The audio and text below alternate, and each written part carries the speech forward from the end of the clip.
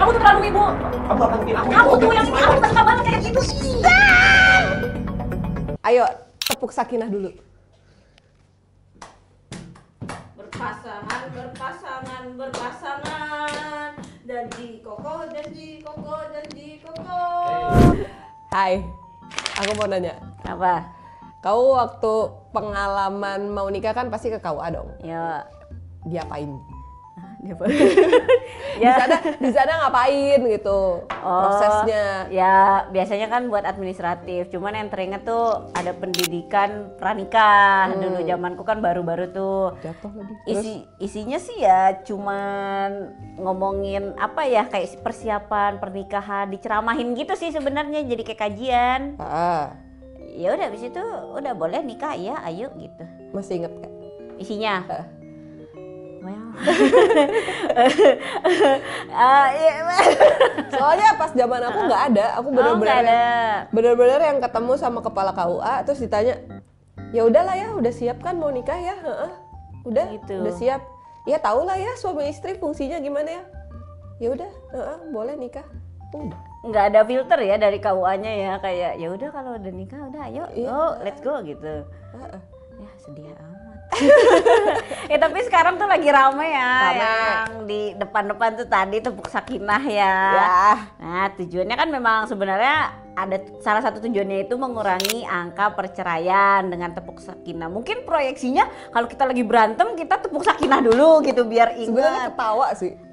Well, mungkin tujuannya iya itu deh, ya. Kayaknya iya biar deh. Ketawa biar cair gitu. Bisa jadi, bener ya, gue ketawa sih.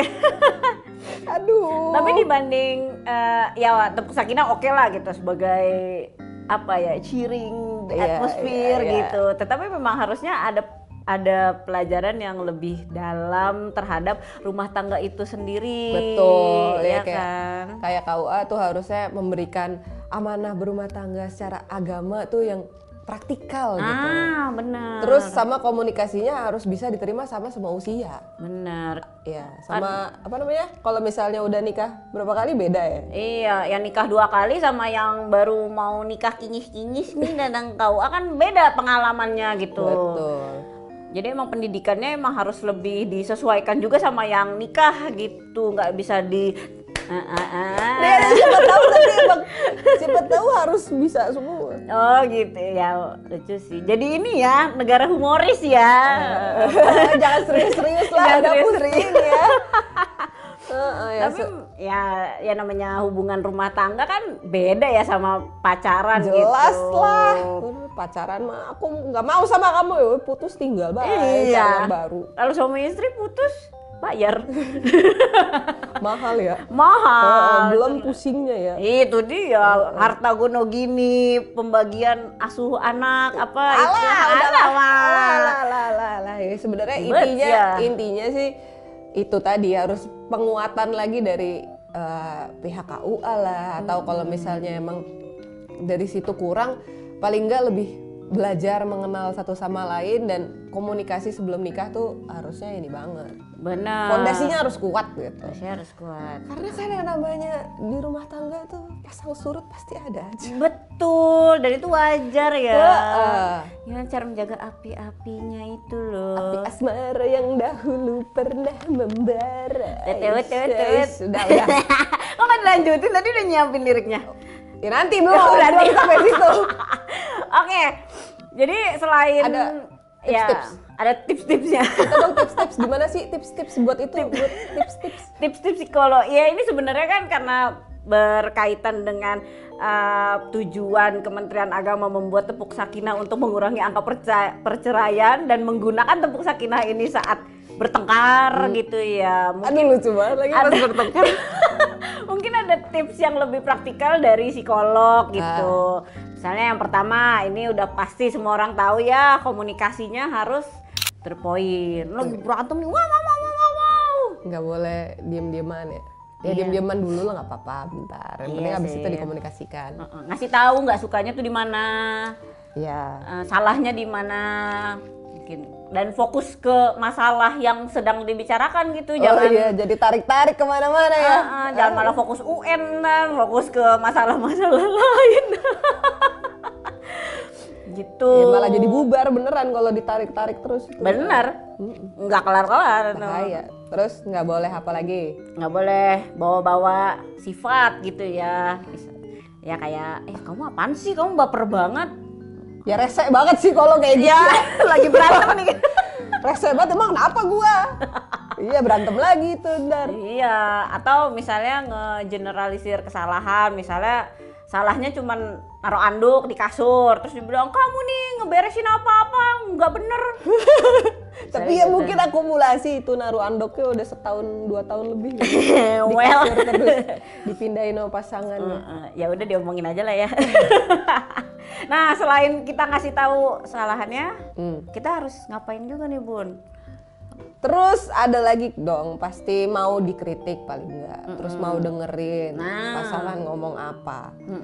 Terus apa lagi ya?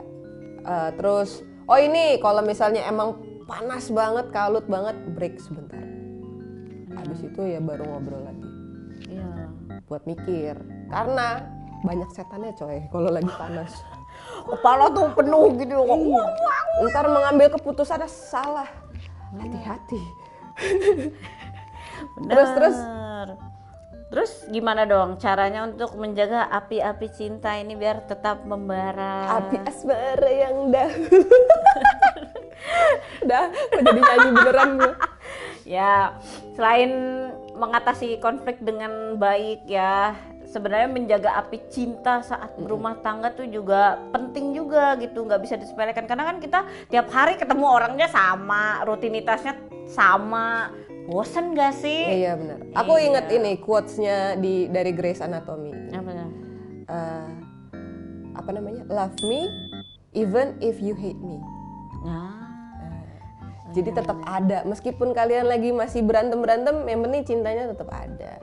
Bener. Karena itu apa? Pondasinya. Api asmara. Aduh. Nah mungkin untuk menjaganya yang pertama bisa dicoba punya ruang sendiri antara suami dan istri gitu. Jadi masing-masing tuh punya aktivitas atau kesibukan yang bikin dia merasa menjadi diri dia sendiri lagi, menjadi pribadi gitu. Sharing deh tuh, abis itu ngobrol banyak tuh. Kan jadi punya bahan obrolan. Betul. Tuh. Padel kamu hari ini gimana? Aku sih mainnya tenis. Nah ngobrol deh tuh. Ntar berantem lagi tuh padel tenis tuh. Tepuk dulu. Terus kalau misalnya mungkin bisa dicoba juga cari aktivitas yang sama-sama. Ya gitu. itu besok padel bareng. Ya besok lagi tenis bareng. Nah gitu. itu kan jadi punya space untuk ngobrol ya. Apalagi kalau ada yang punya anak tuh biasanya suka kelupaan tuh pacaran. Iya lagi, gue udah lama lagi nggak pacaran. Waduh, halo Mas, tolong. Sibuk banget kayaknya. Iya, jadi kan mungkin kalau dengan olahraga bareng, walaupun sejam 2 jam, jadi punya waktu berdua. Oh iya, sama ini agak tricky memang. Apalagi kalau dari awalnya nggak dipraktekin ya, komunikasi. Ya, betul. Komunikasi itu pasti ada yang lama-lama jadi jelek, ya kan? Kalau kebanyakan berantem, terus dari awal komunikasinya udah nggak bagus, bisa-bisa malah mandek. Bener. Nah itu di situ harus lebih diperbaiki lagi. Nah, kalau misalnya emang nggak berhasil juga komunikasinya, coba aja ini konseling pasangan. Oh, bukan coba tepuk sakinah. Iya. Benar, tapi setuju banget harus konseling. Mungkin harus ada intervensi orang ketiga gitu ya. Ya kalau misalnya dari keluarga nggak enak gitu kan, ada keberpihakan ya profesional pastinya. Benar. Jangan mediasinya di meja sidang. Iya, ntar disuruh tepuk sakinah lagi. Ya intinya gitu, sebelum sampai ke situ mediasinya lewat profesional yang benar. Konseling karena mau menuju kebaikan itu tadi. Gitu. Sebenarnya kan bisa ketemu, kita terus berpasangan, saling janji kokoh, saling cinta, saling hormat, saling jaga, saling ridho. Yang penting ngobrol, komunikasi, sama tepuk-tepuk boleh lah. Berpasangan.